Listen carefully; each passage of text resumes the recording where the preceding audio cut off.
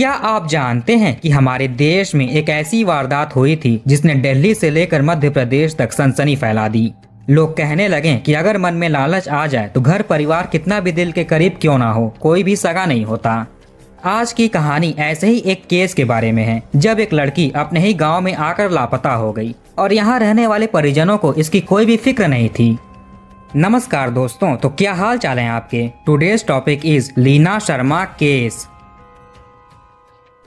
ये कहानी शुरू होती है भारत की राजधानी दिल्ली से। दिल्ली में ही वसंत कुंज करके एक इलाका है। इसी इलाके में एक लड़की रहा करती थी। इनका नाम था लीना शर्मा। दिल्ली में ही अमेरिकन एम्बेसी स्कूल है। एक समय पर इसी स्कूल में लीना शर्मा असिस्टेंट मैनेजर थीं। बाद में इन्होंने कुछ कारणों के चलते ये जॉब छोड़ दी। फिर इन्होंने एक प्राइवेट कंपनी में एक अच्छी पोस्ट पर काम करना शुरू कर दिया। इन्होंने फॉरेन ट्रेड में डिग्री हासिल की थी। ये एक अच्छी स्विमर भी थीं। आप इसी बात से अंदाजा लगा सकते हैं कि ये 9 बार नेशनल लेवल पर खेल चुकी थीं। वैसे तो लीना का परिवार मूल रूप से मध्य प्रदेश के होशंगाबाद का रहने वाला था। यहीं सुहागपुर थाना क्षेत्र के अंतर्गत आने वाले डूडादेह नामक गांव में लीना के माता पिता की 70 एकड़ जमीन थी। लीना की एक बड़ी बहन भी थी, हीना शर्मा। इनकी शादी हो चुकी थी। इनके पति बेंगलोर में कोई जॉब करते थे। लीना और हीना के हिस्से में 35-35 एकड़ जमीनें थीं। बाद में हीना और इसके पति डूडादेह गांव में आकर रहने लगते हैं। आखिर ये बेंगलोर छोड़ डूडादेह गांव में क्यों आए, ये तो इन्हें ही पता होगा। लेकिन लीना दिल्ली में ही रहती थीं और अपना जॉब करती थीं। इनके हिस्से की 35 एकड़ जमीन ऐसे ही गांव में पड़ी हुई थी। इसके ऊपर कोई भी बाउंड्री वगैरह नहीं बनाया गया था, जिससे सरकारी तौर पर एक ठोस सबूत बन जाए कि लीना के हिस्से में यहाँ से यहाँ तक की जमीनें हैं। लीना के एक सगे मामा जी भी इसी डूडादेह गांव में रहते थे। इनका नाम था प्रदीप शर्मा। ये ब्लॉक कांग्रेस अध्यक्ष थे। ये एक दबंग इंसान थे। गांव में इनका काफी दबदबा भी था। प्रदीप शर्मा अपनी भांजी लीना के हिस्से की करीब 11 एकड़ जमीन पर खेती करते थे, सब्जियां उगाते थे। हालांकि इनको ऐसा नहीं करना चाहिए, लेकिन ये ऐसा करते थे। लीना को लगता था कि ये मामा जी हैं, जमीन की देखभाल कर रहे हैं, सब्जियां उगा रहे हैं। वैसे ये सब्जियों के कुछ पैसे लीना को भी भेज देते थे। सब कुछ ऐसे ही चल रहा था। लीना के माता पिता की पहले ही मृत्यु हो चुकी थी। इस दुनिया में बड़ी बहन के अलावा लीना का कोई भी गार्जियन नहीं था। जो भी लोग गांव में थे, बड़ी बहन, मामा जी वगैरह, यही लोग जमीन की देखरेख करते थे। एक दिन लीना ने सोचा कि इसके हिस्से की इतनी सारी जमीनें गांव में ऐसे ही पड़ी हुई हैं, क्यों ना लीगली उनकी फेंसिंग करा लूं। बाद में धीरे धीरे करके उन्हें बेच दूंगी और यहीं दिल्ली में या फिर जयपुर में जमीन लेकर के सेटल हो जाऊंगी। उम्र भी बढ़ ही रही थी, तो लीना शादी के बारे में भी सोच रही थी। अब तो इनके बारे में सोचने वाला कोई भी नहीं था। जो थी यही थी। यही अपने भविष्य का फैसला कर सकती थीं। लीना के कुछ दोस्त भी थे। जो भी लीना के दिमाग में चलता था, ये अपने दोस्तों से जिक्र करती थी, राय मशवरा लेती थी। चूंकि लीना के हिस्से की 35 एकड़ जमीन में से 11 एकड़ पर मामा जी खेती करते थे, इसलिए लीना को थोड़ी चिंता हुई कि आखिर उनसे कैसे कहा जाए कि अब खेती केवल अपने जमीन पर ही करें। एक दिन ये अपने मामा जी को फोन करती है और जमीन की फेंसिंग के बारे में बात करती है। मामा जी ने बड़े प्यार से कहा कि गांव आ जाओ और तुम्हारे हिस्से की जो भी जमीनें हैं सब कुछ देख लो, ठीक ठाक कर लो। इसके बाद 18 अप्रैल 2016 को लीना दिल्ली से भोपाल आती है। भोपाल में ही इनकी कोई फ्रेंड रहती थी। लीना यहीं पर ठहर जाती हैं। 20 अप्रैल को इनकी भोपाल से सुहागपुर की एक ट्रेन थी। ऐसे करके ये अपने गांव डूडादेह में पहुंचती हैं। यहाँ इन्होंने 23 अप्रैल को 35 एकड़ जमीन का सीमांकन कराया। इसके बाद 29 अप्रैल को फेंसिंग करानी थी। फेंसिंग कराने के बाद प्रॉपर्टी का सारा झमेला खत्म हो जाता। चूंकि लीना काफी सालों से अपने गांव नहीं आई थी, इसलिए ये किसी को उतना जानती भी नहीं थी। इन्होंने अपनी फ्रेंड की मदद से फेंसिंग के सारे सामान खरीदे और मिस्त्री मजदूरों का भी इंतजाम कराया। गांव से लीना अपने दोस्तों से रोज फोन पर बातें करती थी, मैसेजेस करती थी, चैटिंग करती थी। गांव में क्या क्या चल रहा है, आगे कौन सी प्रक्रिया होनी है, सब कुछ दोस्तों से शेयर करती थी। जैसे ही फेंसिंग का दिन आया, अचानक से लीना ने अपने दोस्तों से बात करना बंद कर दिया। अचानक ये अपने गांव से भी गायब हो गईं। गांव में रहने वाले मामा जी और बाकी लोगों को लगा कि लीना यहाँ से चली गई हैं। उनको कोई काम आ गया होगा। हो सकता है कि काम पूरा करने के बाद वो वापस आ जाएं। इधर रोज बात करने वाले दोस्तों को भी लीना के कॉल्स और मैसेजेस आने बंद हो चुके थे। लीना के पास 2 फोन्स थे। कॉल करने पर दोनों ही फोन स्विच ऑफ बता रहे थे। दोस्तों ने लीना की बहन और मामा जी से संपर्क किया। उनसे लीना के बारे में पूछा। पता चला कि लीना यहाँ से चली गई है। दोस्त कहते हैं कि लीना यहाँ दिल्ली में नहीं आई है, उसका फोन भी बंद है। यही सब कुछ चल रहा था। धीरे धीरे लीना को लापता हुए 7 दिन हो गए। अभी तक लीना के घर वालों में से किसी ने भी पुलिस में कंप्लेन नहीं की। ये शांति से बैठे रहते हैं। उधर दिल्ली में रहने वाले कुछ दोस्त वसंत कुंज पुलिस स्टेशन में लीना की मिसिंग कंप्लेन लिखाने की कोशिश करते हैं। जब पुलिस को पता चला कि लड़की मध्य प्रदेश में लापता हुई है तो यहाँ पर कंप्लेन नहीं लिखी जाती, क्योंकि मामला दूसरे स्टेट का था। ऊपर से दोस्तों को यह भी बोला जा रहा था कि किसी रिश्तेदार को लेकर आएं, तभी कुछ हो सकता है। दोस्तों ने कई दिनों तक पुलिस स्टेशन के चक्कर काटे, फिर भी पुलिस ने कोई एक्शन नहीं लिया। यहाँ 7 दिन बीत चुके थे। लड़की का कुछ अता पता नहीं था। लीना के घर वालों को भी अब कुछ अजीब लगता है। इसके बाद 5 मई 2016 को मामा जी प्रदीप शर्मा सुहागपुर पुलिस स्टेशन जाते हैं और अपनी भांजी लीना शर्मा की मिसिंग कंप्लेन लिखाते हैं। इनके अनुसार 28 अप्रैल की सुबह से लीना लापता हुई है। उसको गांव में हर जगह पर ढूंढ लिया गया, लेकिन वो कहीं नहीं मिली। वो दिल्ली में रहती है। उसके दोस्तों ने बोला कि लीना यहाँ दिल्ली में भी नहीं आई। हमें कुछ समझ में नहीं आ रहा है, आपको उसे ढूंढना चाहिए। पुलिस ने कंप्लेन तो दर्ज कर लिया, लेकिन केस को हल्के में लेती है। इन्हें लगता था कि वो कहीं गई होगी, आ जाएगी। वैसे मामा जी वर्तमान में ब्लॉक कांग्रेस अध्यक्ष थे। अब पुलिस में कंप्लेन लिखाने की नौबत आ गई तो घर वालों को भी लीना की फिक्र होने लगती है। 2 हफ्ते बीत गए, अभी तक पुलिस ने लीना के केस को सीरियस नहीं लिया। उधर दोस्तों की भी कोई सुन नहीं रहा था। इनसे सरकारी तौर पर जो कुछ हो सकता था सब कुछ किया गया, लेकिन कुछ हासिल नहीं हुआ। अब तो इसके बाद इन दोस्तों के पास केवल एक ही ऑप्शन बचता है, सोशल मीडिया का सहारा लेना। सभी दोस्त मिलकर एक फेसबुक पेज क्रिएट करते हैं। इसका नाम रखा गया सेव लीना शर्मा। इसके बाद ये लीना के बारे में पोस्ट करने लगे कि लीना इतने तारीख को यहाँ पर गई थी, इतने दिन बात हुई, फिर मैसेज और कॉल आना बंद हो गया। ये लीना के बारे में हर तरह की जानकारी पोस्ट करने लगे, जिससे भी उसको ढूंढने में मदद मिल सके। साथ में ये पुलिस के साथ हुए उस एक्सपीरियंस के बारे में भी शेयर करने लगे। धीरे धीरे ये पेज ग्रो होने लगता है, लोग जुड़ने लगते हैं। भोपाल के दोस्तों ने भी इसमें मदद की। लोग एमपी पुलिस को टैग करने लगे। कुछ ही दिनों में इस फेसबुक पेज पर मध्य प्रदेश पुलिस के बड़े ऑफिसर्स की नजर पड़ती है। इन्हें पता लगता है कि लीना शर्मा नाम की एक लड़की सुहागपुर थाना क्षेत्र से लापता हो गई है। अभी तक पुलिस ने इसमें कुछ ठोस कदम नहीं उठाया है। इन्हें लगने लगा कि अगर केस में ध्यान नहीं दिया तो लोगों के सामने हमारी बदनामी होगी, लॉ एंड ऑर्डर पर सवाल खड़े होने लगेंगे। इसके बाद ये ऑफिसर्स सोहागपुर थाना की पुलिस के ऊपर प्रेशर बनाना शुरू कर देते हैं। इनसे कहा जाता है कि कैसे भी करके लीना शर्मा के बारे में पता लगाना है, वरना बाद में बड़ी परेशानी खड़ी हो जाएगी। दोस्तों द्वारा उठाया गया ये कदम कारगर साबित हो गया। सोहागपुर थाना की पुलिस केस को सीरियस लेती है और अपनी इन्वेस्टिगेशन को ईमानदारी से शुरू करती है। लीना के मामा जी के अनुसार ये 28 अप्रैल से लापता है। लीना को गायब हुए अब तक 15 दिन बीत चुके थे। इसका फोन नंबर लेकर इसे सर्विलांस पर लगाया जाता है। पहले तो लीना के दोनों फोन नंबर्स बंद थे। जब भी कॉल करते तो ये स्विच ऑफ का संकेत देते थे, लेकिन खुशकिस्मती से अब लीना का फोन नंबर एक्टिव हो चुका था। सर्विलांस के जरिए पता चला कि लीना का फोन होशंगाबाद डिस्ट्रिक्ट के अंतर्गत आने वाले पिपरिया नामक इलाके में एक्टिव है। ये इन्फॉर्मेशन मिलते ही पुलिस की एक टीम को पिपरिया भेजा जाता है। लोकेशन के हिसाब से पता लगाते लगाते वो इंसान मिल गया जिसके पास लीना का फोन था। पुलिस लड़के के पास आती है, इससे पूछताछ करती है। लड़का कहता है कि इसे ये फोन एक ट्रेन में पड़ा हुआ मिला। घंटों तक जब कोई भी नहीं आया तो मैंने फोन को उठा लिया। पुलिस कुछ देर तक इस लड़के से बातचीत करती है। इसके बैकग्राउंड के बारे में छानबीन किया जाता है। पता चला कि ये कोई क्रिमिनल नहीं है। इसका बैकग्राउंड क्लीन था, किसी भी तरह का क्रिमिनल रिकॉर्ड नहीं था। इसके बाद लीना का फोन लड़के के पास से जब्त कर लिया जाता है। पुलिस ने लड़के से थोड़ी देर पूछताछ किया, फिर छोड़ दिया।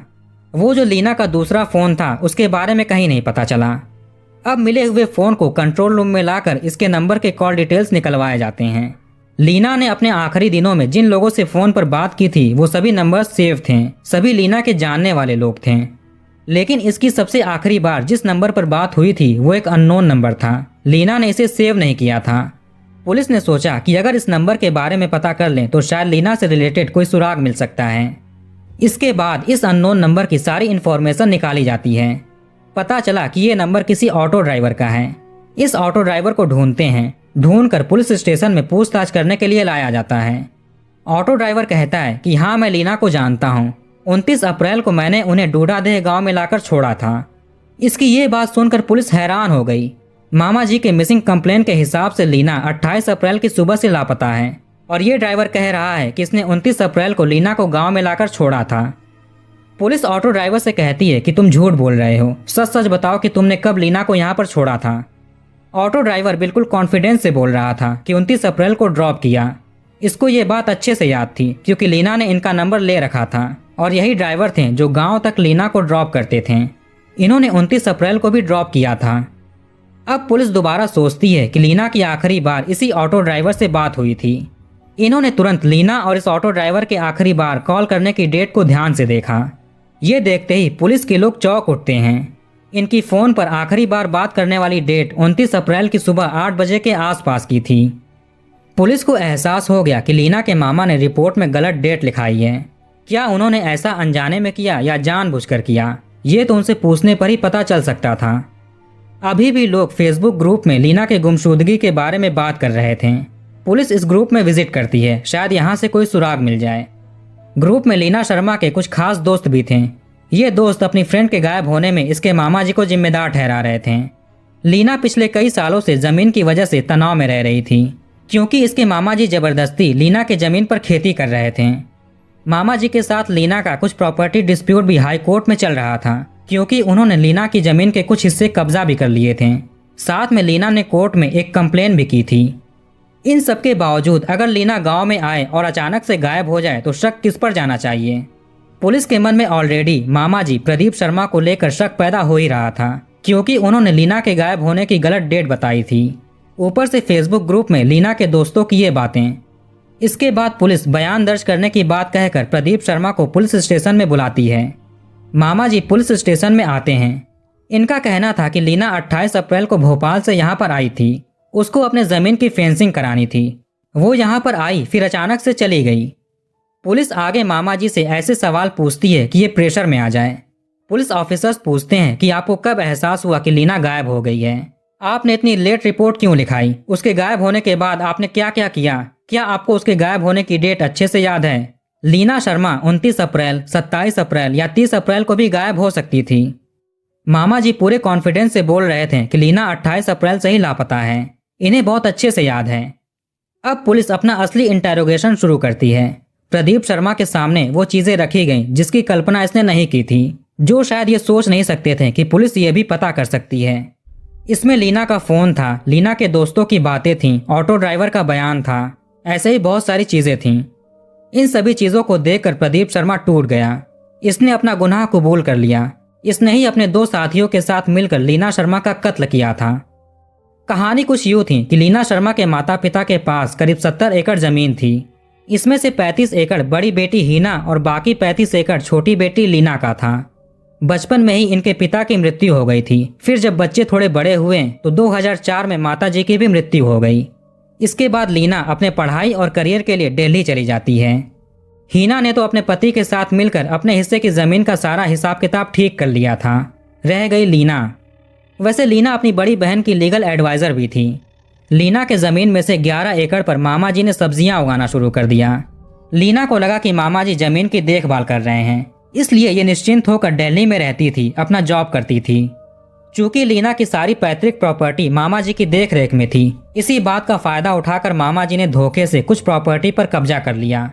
जब इस बात की भनक लीना को हुई तो ये केस कर देती हैं। यह केस हाई कोर्ट में चल रहा था। लीना ने एक कंप्लेन भी की थी। एक दिन ये अपने मामा को फोन करके बोलती हैं कि जमीन की फेंसिंग करानी है। मामा को लगता था कि ये इतने दिनों से सब्जी उगा रहे हैं, इसलिए अब ये जमीन इनकी हो चुकी है। इन्होंने आगे सोचा कि अगर लीना ने फेंसिंग करा लिया तो ये 11 एकड़ जमीन उसकी हो जाएगी, सब कुछ हाथ से चला जाएगा। मामा की प्रॉपर्टी पर नजर थी। मामा इससे कॉल पर बोलते हैं कि गांव आकर अपना जो करना है सब कर लो। फिर लीना 18 अप्रैल को दिल्ली से भोपाल आती हैं। यहाँ ये अपनी एक फ्रेंड के घर पर रुकीं। 20 अप्रैल को ट्रेन से सुहागपुर पहुंची। 23 अप्रैल को लीना ने अपनी जमीन का सीमांकन कराया। इसके बाद 29 अप्रैल को फेंसिंग की डेट रखी गई। जमीन का सीमांकन कराने के बाद लीना वापस से भोपाल अपनी फ्रेंड के घर पर चली जाती हैं। यहाँ इन्होंने फेंसिंग कराने का सारा मटेरियल खरीदा, मजदूरों का इंतजाम किया। सारी तैयारी करने के बाद 29 अप्रैल की सुबह में लीना ऑटो ड्राइवर के साथ गांव में पहुंचती हैं। यहाँ पर मजदूर और वो बाकी लीगल कर्मचारी भी आ गए जिनकी देखरेख में सब कुछ होना था। अब काम शुरू होने ही वाला था। तभी इसी समय मामा जी अपने 2 सहयोगियों के साथ यहाँ पर पहुँचते हैं।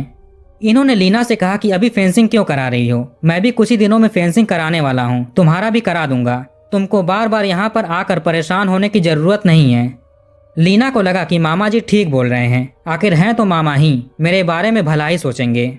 लीना अपने मामा जी की बात मान गई। इसके बाद मजदूरों की मदद से फेंसिंग का सारा सामान पड़ोस में सुरक्षित रखवा दिया जाता है ताकि जब भी जरूरत पड़े तो इसे यूज किया जाए।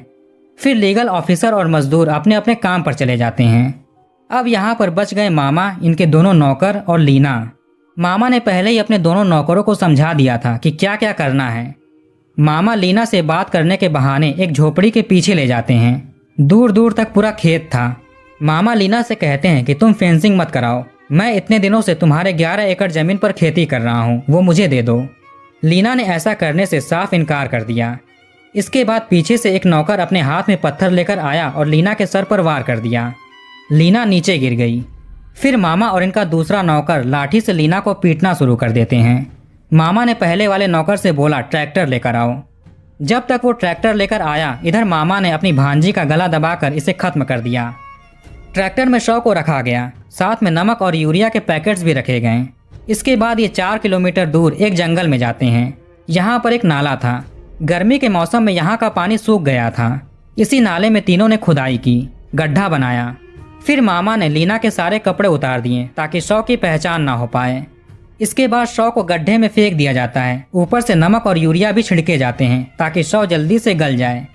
ये 29 अप्रैल की दोपहर की बात है। फिर इन्होंने गड्ढे को ढक दिया। लीना के फोन्स भी इन्होंने ले लिए थे। आपको शायद याद होगा कि अजय देवगन की एक मूवी आई थी, दृश्यम। इस मूवी में जिस तरह से कत्ल करने के बाद फोन को ट्रक में फेंका गया था, ठीक इसी तरह से मामा जी ने अपने दोनों साथियों के साथ मिलकर लीना के दोनों फोन्स को ट्रेन में अलग अलग जगह पर फेंक दिया। इसके बाद ये अपने अपने घर चले गए। 1 हफ्ते तक ये वेट करते हैं ताकि बॉडी गल जाए, क्योंकि अगर जैसे तैसे पुलिस शव को ढूंढ भी ले तो पहचान ना पाए। ये सारी घटना सुनने के बाद पुलिस ने दोनों नौकरों को भी अरेस्ट कर लिया। आपको बता दें कि 5 मई को मामा जी और लीना की बड़ी बहन दोनों साथ में पुलिस स्टेशन गए थे मिसिंग कंप्लेंट लिखाने के लिए। अब तीनों अपराधी अरेस्ट हो चुके थे। इन्हें उस जंगल में ले जाया जाता है जहां पर इन्होंने शव को ठिकाने लगाया था। पुलिस इनके जरिए शव को बरामद कर लेती है। काफ़ी हद तक शव गल चुका था। शव के पास से अंगूठी जैसे कई गहने भी मिले। इसके बाद इसे हॉस्पिटल में भेज दिया जाता है। पहचान के लिए लीना की बहन के ब्लड सैंपल भी लिए गए ताकि डीएनए जांच कर सकें। बाद में डीएनए मैच भी हो गया। लीना के दोस्तों के अनुसार लीना की बड़ी बहन भी इस साजिश में इन्वॉल्व हो सकती है, क्योंकि इन्होंने अपनी बहन के गायब होने पर भी मिसिंग कंप्लेन नहीं लिखाई थी, कई दिनों बाद जाकर लिखाई। दोस्तों ने इनसे बोला था कि वो गायब है, फिर भी ये शांत रहीं। लीना के लापता के समय बहन से ज़्यादा उसके दोस्त परेशान थे। बड़ी बहन हमेशा लीना को ज़मीनी विवाद से दूर रहने की नसीहत देती थी। शायद इनकी भी नज़र लीना की प्रॉपर्टी पर थी, क्योंकि लीना के पास अपनी बड़ी बहन से ज़्यादा प्रॉपर्टी थी। इनके पास पैतृक संपत्ति के साथ 7000 स्क्वायर फुट का घर था। लीना की 2 मौसियों ने भी अपनी अपनी प्रॉपर्टी की आखिरी वारिस लीना को बनाया था। नाना जी ने भी अपनी प्रॉपर्टी का कुछ हिस्सा लीना को दे दिया था। जब लीना का शव मुर्दा घर में रखा था तो हीना अपनी बहन को देखने के लिए गाड़ी से आई थी, लेकिन ये अपनी गाड़ी से नीचे नहीं उतरती। इनके पति का कहना था कि 17 महीने के बच्चे की वजह से ये नहीं जा पा रही हैं। गाड़ी में बैठे बैठे ही बहन ने सारी कागजी कार्रवाई की, जिसके बाद शव हैंडओवर किया गया ताकि अंतिम संस्कार कर सकें। कुल मिलाकर दोस्तों का शक मामा जी के साथ साथ लीना की बड़ी बहन पर भी था। मामा जी और बाकी 2 लोगों पर कोर्ट में ट्रायल शुरू होता है। इनके खिलाफ सारे सबूत मिल चुके थे। इन्होंने जुर्म भी कबूल कर लिया था। फिर भी ट्रायल के 9 महीनों बाद मामा को बेल मिल गया और 11 महीने बाद दोनों नौकर भी बेल पर बाहर आ गए। कोर्ट में सुनवाई चलती रही। 2023 में सेशन कोर्ट ने इन तीनों को उम्र कैद की सजा सुना दी। इस ट्रायल के दौरान भी मामा का परिवार लीना के खेत में सब्जी उगा रहा था, खेती कर रहा था।